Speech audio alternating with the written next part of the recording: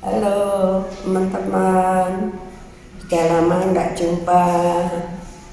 Gimana kabarnya? Sehat semua? Bisa kumpul sama anak, cucu, mantu. Kalau enggak begini kita tidak bisa kumpul sama anak, cucu, mantu ya. Harus semangat, jangan loyo loh. Semua harus happy. Jadi Tuhan memberkati kita setelah COVID-19 berlalu, kita bisa kumpul kembali ya, memuji Tuhan. Ya Bapak, Ibu, semangat ya. Datanglah Immanuel, tebus umatmu Israel, yang dalam berkeluh kesah menantikan penolongnya. Bersoraklah, hai Israel, menyambut Sang Immanuel.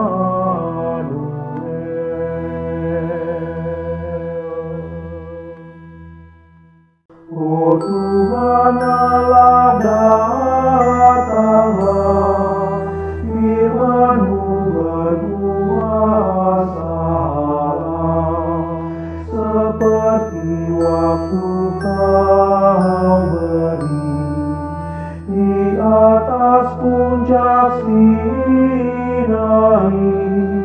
Bersoraklah, hai Israel, menyambut Sang Immanuel. Bersoraklah, hai Israel, menyambut Sang Immanuel.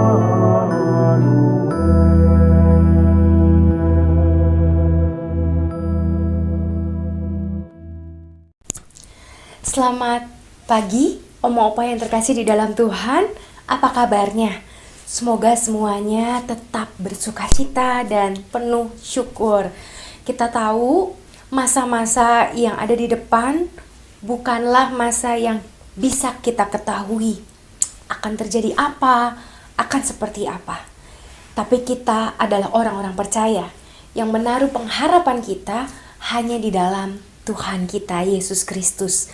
Jadi, andai kata kita tidak tahu apa yang akan terjadi di masa depan, jangan sampai kita kehilangan iman. Dan jangan sampai kita kehilangan sukacita. Karena Tuhan adalah Allah yang terus memelihara kita di dalam misteri hidup sekalipun. Oma-opa yang terkasih di dalam Tuhan, hari ini kita sudah mulai memasuki minggu pertama Advent. Dan di dalam bulan Desember ini kita akan bersama-sama merenungkan beberapa tokoh yang luar biasa yang ada di balik kisah kelahiran Yesus. Hari ini kita mau belajar dari seorang tokoh bernama Zakaria. Namun sebelumnya, mari Oma-opa kita berdoa. Tuhan Yesus yang baik, kami mengucap syukur kalau hari ini kami bisa bersama-sama berjumpa lagi di dalam persekutuan online kami lewat media YouTube. Tuhan yang menolong kami agar kami bisa mendalami dan merefleksikan kisah yang akan kami baca bersama ini. Dan tentunya kami mau belajar meneladani tokoh Zakaria yang hari ini akan kami bahas bersama. Tuhan, kiranya Engkau memberikan kepada kami Roh Kudus-Mu sehingga kami terus dikuatkan di dalam masa-masa penantian kami akan kehadiran Tuhan, kedatangan Tuhan kedua kali sebagai Raja dan Hakim bagi kehidupan kami. Biarlah kami juga terus dituntun untuk melakukan segala sesuatu yang Tuhan tetap ingin kami lakukan. di masa lanjut usia kami sekalipun. Tolong kami ya Tuhan, di dalam nama-Mu kami menyerahkan hati dan pikiran kami, dan di dalam nama-Mu kami berdoa. Haleluya, amin. Oma opa yang terkasih di dalam Tuhan, mari kita bersama membaca bagian firman Tuhan kita pada hari ini yang terambil dari Lukas 1 ayat 5 sampai 25. Lukas 1 ayat 5 sampai 25. Saya mengajak kita semua untuk membuka Alkitab kita dan kita membaca masing-masing di rumah. Saya akan membacakannya buat oma opa sekalian. Pada zaman Herodes, Raja Yudea, adalah seorang imam yang bernama Zakaria dari rombongan Abia. Istrinya juga berasal dari keturunan Harun, namanya Elisabet. Keduanya adalah benar di hadapan Allah dan hidup menurut segala perintah dan ketetapan Tuhan dengan tidak bercacat. Tetapi mereka tidak mempunyai anak, sebab Elisabet mandul dan keduanya telah lanjut umurnya. Pada suatu kali waktu tiba giliran rombongannya, Zakaria melakukan tugas keimaman di hadapan Tuhan. Sebab ketika diundi sebagaimana lazimnya untuk menentukan imam yang bertugas, dialah yang ditunjuk untuk masuk ke dalam bait suci dan membakar ukupan di situ. Sementara itu seluruh umat berkumpul di luar dan sembahyang. Waktu itu adalah waktu pembakaran ukupan. Maka tampaklah kepada Zakaria seorang malaikat Tuhan berdiri di sebelah kanan mezbah pembakaran ukupan. Melihat hal itu ia terkejut dan menjadi takut. Tetapi malaikat itu berkata kepadanya, "Jangan takut, hai Zakaria. Sebab doamu telah dikabulkan dan Elisabet istrimu akan melahirkan seorang anak laki-laki bagimu dan haruslah engkau menamai dia Yohanes. Engkau akan bersukacita dan bergembira, bahkan banyak orang akan bersukacita atas kelahirannya itu. Sebab ia akan besar di hadapan Tuhan dan ia tidak akan minum anggur atau minuman keras dan ia akan penuh dengan Roh Kudus mulai dari rahim ibunya. Ia akan membuat banyak orang Israel berbalik kepada Tuhan Allah mereka. Dan ia akan berjalan mendahului Tuhan dalam roh dan kuasa Elia untuk membuat hati bapa-bapa berbalik kepada anak-anaknya dan hati orang-orang durhaka kepada pikiran orang-orang benar, dan dengan demikian menyiapkan bagi Tuhan suatu umat yang layak baginya." Lalu kata Zakaria kepada malaikat itu, "Bagaimanakah aku tahu bahwa hal ini akan terjadi, sebab aku sudah tua dan istriku sudah lanjut umurnya?" Jawab malaikat itu kepadanya, "Akulah Gabriel yang melayani Allah, dan aku telah diutus untuk berbicara dengan engkau dan untuk menyampaikan kabar baik ini kepadamu. Sesungguhnya engkau akan menjadi bisu dan tidak dapat berkata-kata sampai kepada hari di mana semuanya ini terjadi. Karena engkau tidak percaya akan perkataanku yang akan nyata kebenarannya pada waktunya." Sementara itu orang banyak menanti-nantikan Zakaria. Mereka menjadi heran bahwa ia begitu lama berada dalam bait suci. Ketika ia keluar, ia tidak dapat berkata-kata kepada mereka dan mengertilah mereka bahwa ia telah melihat suatu penglihatan di dalam bait suci. Lalu ia memberi isyarat kepada mereka sebab ia tetap bisu.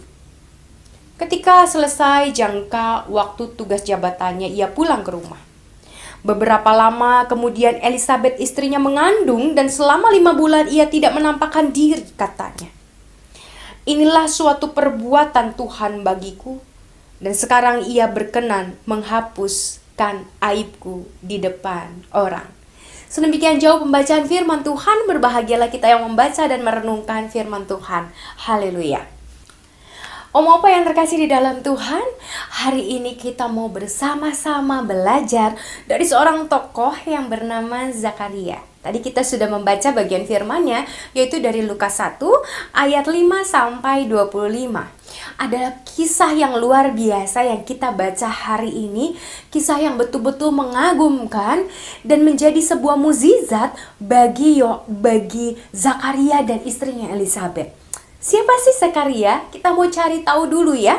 Zakaria dikenal sebagai seorang imam dari kelompok Abadiyah. Suami dari Elisabet ini merupakan ayah dari Yohanes Pembaptis. Dia dan istrinya dikenal sebagai sosok yang sangat taat sama Tuhan. Mereka adalah orang yang saleh dan benar di hadapan Allah. Mereka hidup sesuai dengan firman Tuhan dan mereka senantiasa melakukan apa yang menyenangkan hati Tuhan. Zakaria sesungguhnya tidak pernah berhenti, Oma Opa, memanjatkan doa untuk memiliki seorang anak. Namun sepanjang hidupnya, ketika Tuhan tidak juga memberikan anak kepadanya, Zakaria memilih untuk tetap taat sama Tuhan. Zakaria memilih untuk tetap hidup benar di hadapan Tuhan. Apakah Zakaria mengalami kekecewaan? Apakah Zakaria marah sama Tuhan? Atau mungkin gak percaya sama Tuhan? Itu adalah hal yang mungkin banget terjadi dalam kehidupan Zakaria sebagai seorang manusia. Bagaimanapun kalau kita sudah berdoa sekian lama, lalu kemudian sepertinya Tuhan tidak menjawab doa kita, tentu kita merasa, aduh kayaknya Tuhan itu gak peduli sama saya. Tuhan mau saya melewati aib atau menanggung aib. Tadi kita lihat ya di dalam Lukas 1 ayat 25, Zakaria bicara soal aib. Karena betul memang adalah sebuah aib bagi seorang imam tidak memiliki anak. Karena pada saat itu anak itu sebuah anugerah dari Tuhan. Kalau ada seorang perempuan tidak memiliki keturunan, apalagi kalau misalnya suaminya juga mati begitu, dia sebetulnya punya hak untuk mengawini saudara laki-lakinya. Kita mengenalnya itu di dalam perkawinan Levira. Demi apa? Demi mendapatkan seorang anak. Tapi Zakaria dan Elisabet tetap setia bagi satu sama lain. Zakaria juga tidak mencarikan suami lain buat Elisabet dan Elisabet pun tidak mencari suami lain buat dirinya untuk mendatangkan keturunan bagi mereka. Mereka setia sebagai suami istri dan ini adalah hal yang betul-betul menyenangkan hati Tuhan. Zakaria dan Elisabet walaupun merasa menanggung aib, mereka tetap setia sama Tuhan. Mereka tetap mencari Tuhan. Mereka tetap bersandar kepada Tuhan. Bagi seorang perempuan, tidak mudah untuk tidak memiliki anak di masa itu. Orang akan mencap bahwa Tuhan tidak berkenan kepadanya. Apalagi suaminya adalah seorang imam. Jadi, tidak memiliki anak bagi mereka itu berat sekali dalam kondisi dan situasi masyarakat saat itu.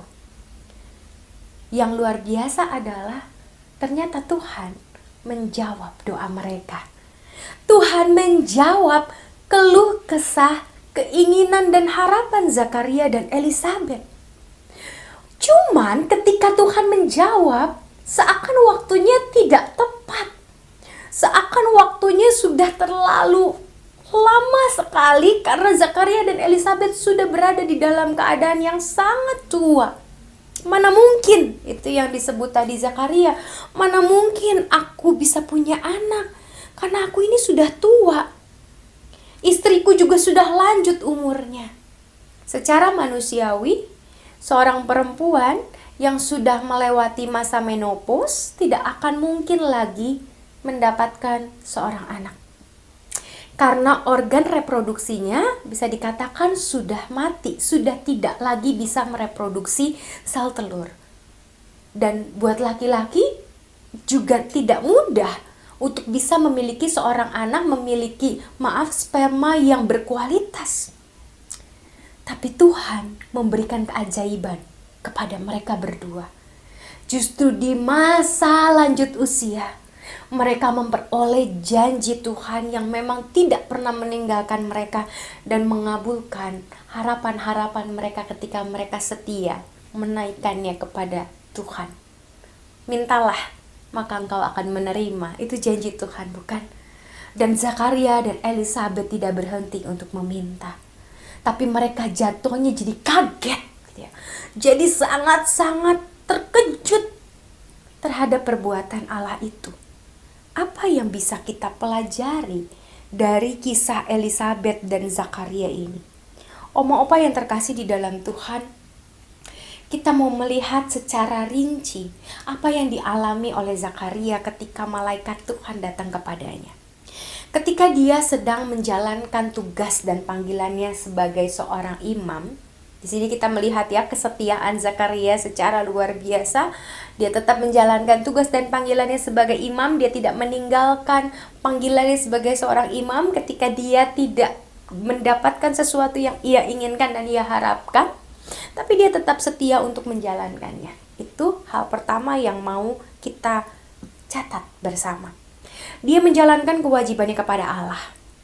Lalu kemudian datanglah seorang malaikat berdiri di hadapannya. Zakaria sebagai seorang manusia takut. Karena yang namanya berjumpa dengan malaikat atau berjumpa dengan Allah sendiri, seorang yang kalau dalam kehidupannya tidak kudus, itu bisa mengalami kematian. Dan itulah yang memang menjadi kisah, bukan hanya menjadi kisah, tapi menjadi hal yang diingatkan oleh nabi di perjanjian lama.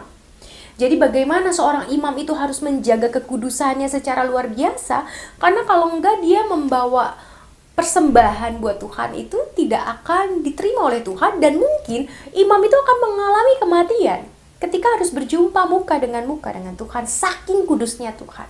Nah, ketika ia berjumpa dengan malaikat, dia takut. Takut di sini adalah sebuah tanda bahwa Zakaria memeriksa diri. Bahwa sebagai manusia, sebagai imam, saya belum sempurna.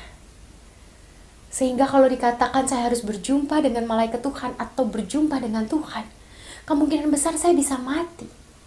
Kenapa? Karena saya seringkali masih melakukan hal-hal yang sifatnya manusiawi.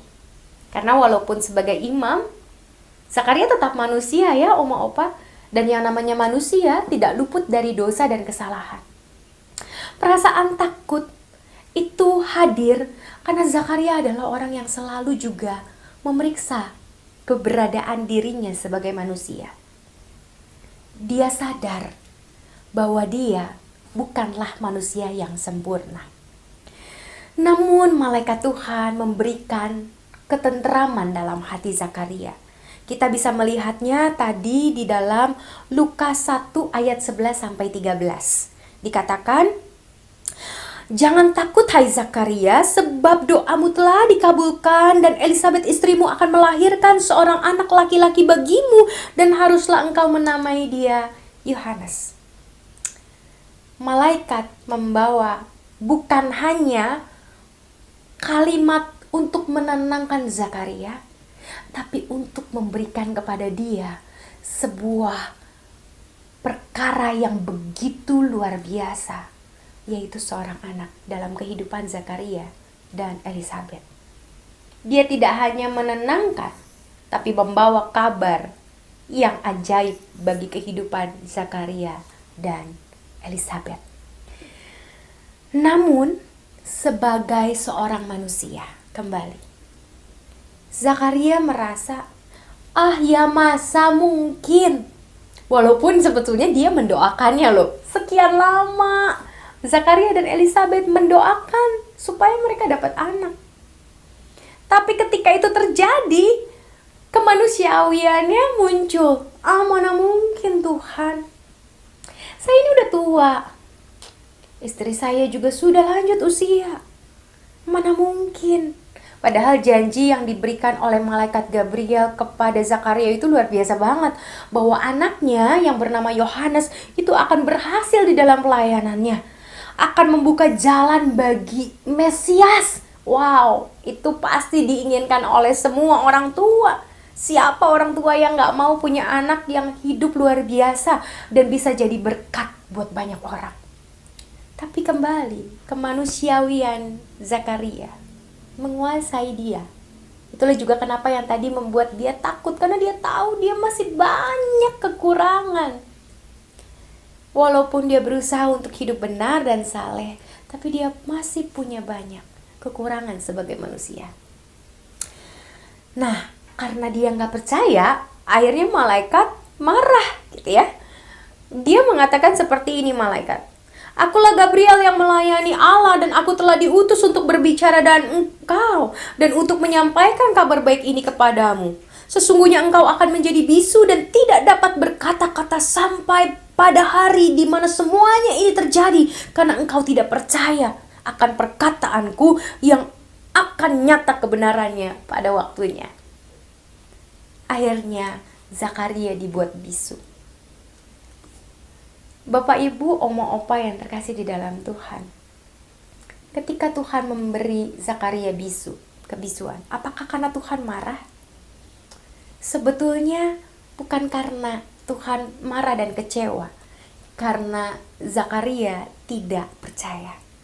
Tapi sebetulnya karena Tuhan sedang memberi tanda kepada dia, seperti yang dia inginkan juga. Karena dia minta tanda kan? Bagaimana Zakaria mengatakan bahwa saya butuh tanda, bagaimana aku tahu bahwa hal ini terjadi sebab aku sudah tua. Bagaimana aku tahu? Aku butuh tanda. Dan Tuhan memberi tanda. Sesuatu yang di luar kemampuannya. Sesuatu yang melampaui ekspektasinya. Sesuatu yang betul-betul tidak mungkin terjadi kalau Tuhan tidak menginginkan. Orang tiba-tiba bisu, itu rasanya tidak mungkin kalau Tuhan tidak menginginkan. Dan justru dengan tanda itu, iman Zakaria dikuatkan. Jadi andai kata kita juga mengalami ketidakpercayaan, ada kalanya kita ragu. Karena hidup tidak selalu lempeng ya, Oma Opa. Hidup itu naik turun. Life is never flat katanya. Tapi ketika Tuhan memberikan tanda kepada kita, tanda yang hanya bisa diberikan Tuhan dan tidak bisa diberikan manusia, bukankah itu justru menambah iman kita, membangun iman kita, membangun spirit kita, sehingga kita menjadi orang-orang yang lebih mau mengenal Tuhan lagi, mau menghadirkan diri untuk Tuhan lagi, dan mau memburu Tuhan. Karena dalam hadirat Tuhan begitu banyak keajaiban dan berkat yang bisa kita nikmati. Walaupun hidup tadi tidak selalu lurus, jalan kita tidak selalu lempeng dan tanpa masalah, tanpa hambatan. Tapi justru di tengah hambatan sekalipun, kuasa Tuhan yang luar biasa itu terus nampak dan membuat kita semakin hari semakin kagum akan kebesarannya. Dan itulah yang dialami oleh Zakaria. Oma Opa yang terkasih di dalam Tuhan, ada 3 hal yang bisa kita pelajari bersama dari kisah Zakaria ini. Yang pertama, bahwa Zakaria ketika dia tidak mendapatkan apa yang diinginkannya, dia tetap setia sama Tuhan. Dia tidak meninggalkan Tuhan. Jadi Oma Opa, andai kata saat ini ada Oma Opa yang sedang menantikan kesembuhan, ada yang sedang menantikan berkat Tuhan, misalnya jodoh untuk anak yang belum menikah, minta cucu supaya cucu juga dalam keadaan sehat, baik, dan lain sebagainya. Kita punya banyak harapan pasti dalam hati kita sebagai manusia. Andai kata Tuhan belum menjawabnya, janganlah kita kehilangan iman. Justru dengan begitu kita harus mendorong terus diri kita semakin dekat sama Allah, supaya yang jadi bukanlah kehendak kita, tapi kehendak Allah. Ketika kita melihat kesetiaan dan kesalehan Zakaria, walau Tuhan belum memberinya seorang anak, dalam kehidupan pernikahan, sebagai seorang imam, dia harus menanggung aib yang tidak menyenangkan, tidak mengenakan. Karena aib itu membuat dia dipandang rendah juga sebagai seorang imam oleh umat yang dilayaninya. Tapi Zakaria dan Elizabeth tetap bertahan. Jadi Oma Opa, apapun harapan kita saat ini, kalau belum dijawab oleh Tuhan, belum bisa dicapai, tetaplah setia. Yang kedua, ketika kita melihat status Zakaria sebagai seorang imam, imam aja ternyata masih manusia ya, mau apa? Masih takut, masih ragu, masih nggak percaya pada perbuatan-perbuatan ajaib Tuhan yang luar biasa. Hal-hal yang dianggap tidak mungkin menjadi mungkin. Kita juga mungkin mengalami hal yang sama. Jadi jangan sampai kita memegahkan diri sebagai orang-orang yang sudah punya banyak pengalaman, punya banyak asam garam, punya banyak cerita dan kisah di dalam hidup kita. Bukan berarti kita bisa atau kita tidak bisa kehilangan iman. Mungkin di titik-titik tertentu hidup kita bisa juga mengalami apa yang Zakaria alami. Mungkin di titik-titik tertentu hidup kita bisa nggak percaya sama Tuhan. Karena kita masih manusia. Jadi lewat kisah Zakaria ini kita diingatkan bahwa kita adalah orang-orang yang tetap butuh Tuhan. Sehebat apapun kita, sebanyak apapun asam garam yang sudah kita lalui bersama dengan Tuhan, kita masih mungkin kecelek, kita masih mungkin jatuh, kita masih mungkin gagal untuk menunjukkan kesetiaan kita sama Tuhan. Jadi kita masih harus terus minta tolong Tuhan. Kita masih terus harus mengandalkan Tuhan. Karena kalau enggak, kita bisa satu jatuh pada kesombongan karena kita merasa bahwa kita sudah punya banyak hal dalam hidup, asam garam, pengalaman yang luar biasa. Tapi di satu sisi yang lain, kita bisa terjebak pada lubang yang kita tidak pikirkan kalau kita tuh bisa masuk ke sana. Jadi kita harus tetap hidup berhati-hati, berjaga-jagalah kalau kata firman Tuhan. Dan di masa Advent ini kita diajak untuk berjaga-jaga, Oma Opa.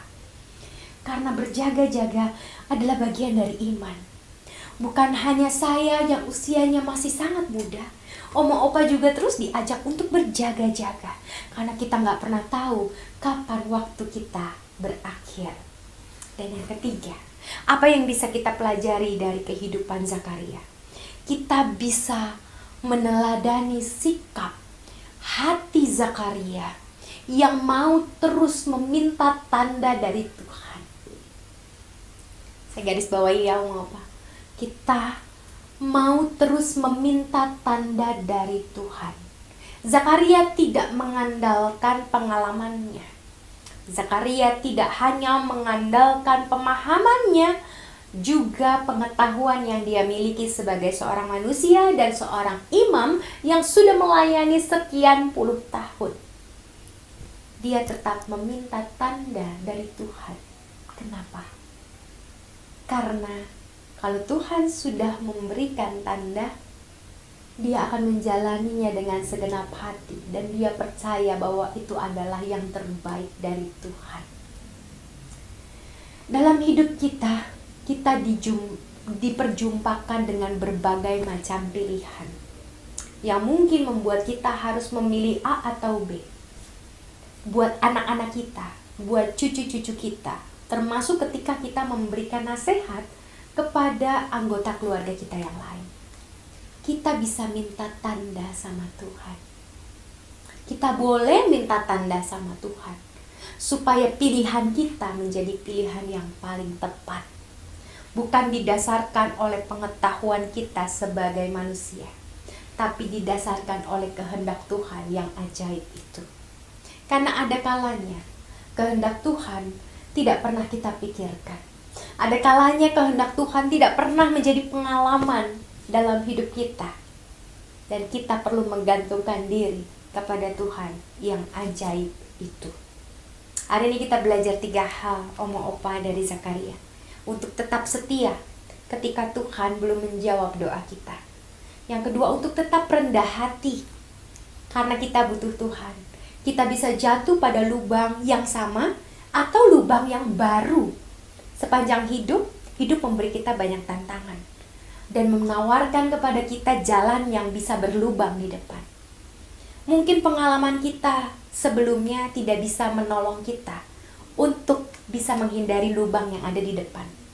Tapi tuntunan Tuhan akan menolong kita menghindari lubang-lubang yang ada di depan hidup kita sekalipun. Dan yang ketiga, selalu mintalah tanda dari Tuhan, supaya setiap pilihan kita menjadi pilihan yang paling baik, paling tepat, paling benar, sesuai dengan kehendak Tuhan sendiri. Kiranya Tuhan menolong dan menopang kita. Amin. Mari Omo Opa, kita mengangkat doa syafaat kita menundukkan kepala kita mengarahkan hati kita kepada Tuhan. Mari kita berdoa. Tuhan Yesus yang baik, kami mengucap syukur kalau hari ini kami bisa belajar dari seorang Zakaria, seorang yang sudah lanjut usia, yang punya banyak pengalaman, yang dipercaya Tuhan menjadi imam atas bangsa Israel. Tapi Tuhan, dia tetap mengasihimu, tetap taat sama Engkau, tetap mencari kehendak-Mu, tetap mencari isi hatimu sampai masa tuanya. Dengan banyaknya pengalaman yang ia miliki sebagai seorang manusia, kami mau belajar seperti Zakaria. Karena dengan hidup melekat pada Tuhanlah yang membuat kami menjadi orang-orang yang bisa menolong anak, cucu, dan generasi-generasi di bawah kami untuk melihat kebesaran Tuhan. Bukan melalui sekedar pengalaman kami, tapi melalui hikmat Tuhan dan bijak Tuhan yang hadir dalam hati dan pikiran kami. Hari ini kami mau berdoa Tuhan buat saudara-saudara kami yang sedang sakit. Secara khusus untuk saudara-saudara kami yang berada di dalam pemulihan karena COVID-19. Untuk Pamul, untuk Bu Novi, untuk anak Michelle, untuk Michael, untuk Herli, dan untuk saudara-saudara kami yang lain yang tidak bisa kami sebutkan satu persatu, yang mungkin berada di dalam kelemahan fisik.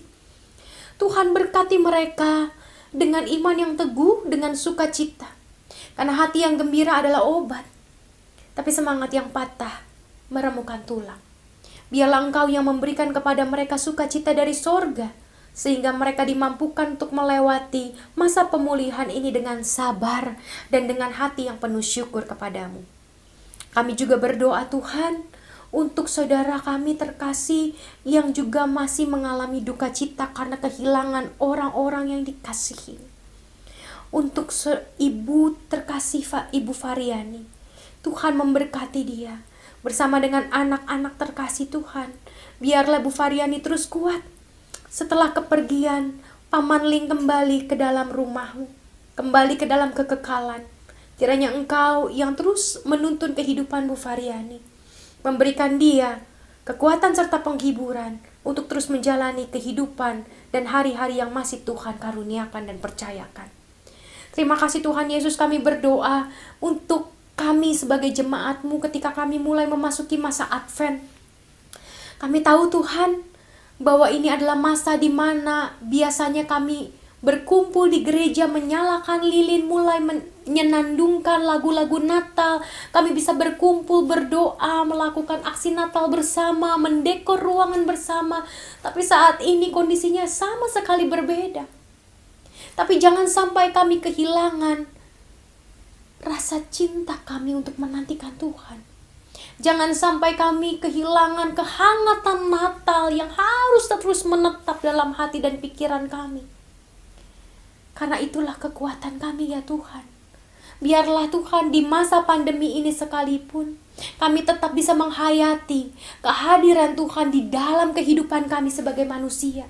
Karena sesungguhnya Tuhan sudah lahir dalam hati kami. Tuhan menetap dalam hati kami. Dan Tuhan terus berada bersama dengan kami. Biarlah kami terus mengarahkan hati kepadamu, menjadi saksi Kristus dimanapun Tuhan menempatkan kami, dan memuliakan Tuhan lewat usia, lewat hari, dan kesempatan yang masih Tuhan karuniakan dan anugerahkan kepada setiap kami. Terima kasih Tuhan Yesus, hanya di dalam nama-Mu kami memohon dan berdoa. Haleluya. Amin. Selamat siang, Omo Opa yang terkasih di dalam Tuhan. Mari kita tetap semangat, nantikan Tuhan, karena Tuhan sungguh ada. Tuhan Yesus memberkati. Amin.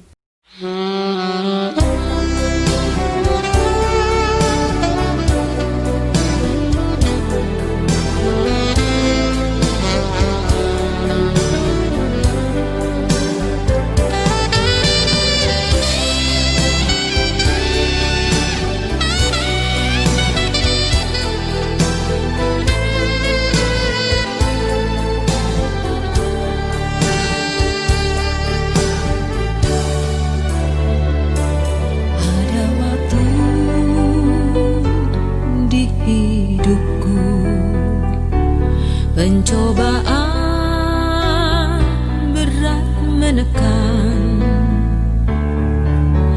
aku berseru, mengapa ya Tuhan, nyatakan kehendak-Mu.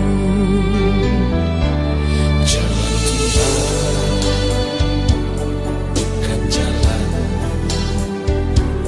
jangan bimbang ataupun ragu. Nantikan Tuhan, jadikan semua pada waktunya. Pada Tuhan masa depanku, pada Tuhan ku serahkan hidupku. Nantikan Tuhan berkarya, indah pada waktunya.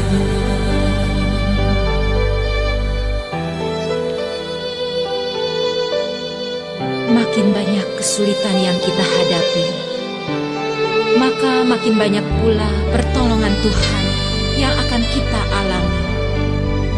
Karena jalan buntu akan menjadi langkah awal bagi kita untuk berjalan di jalan Tuhan.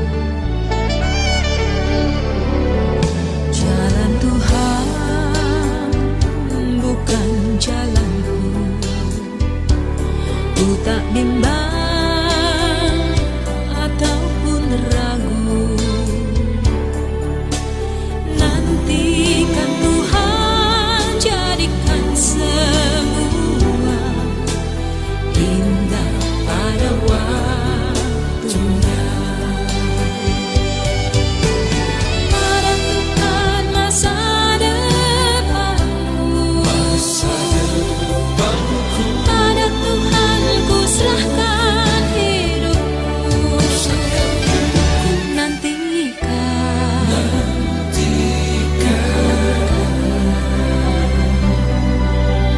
indah pada waktunya.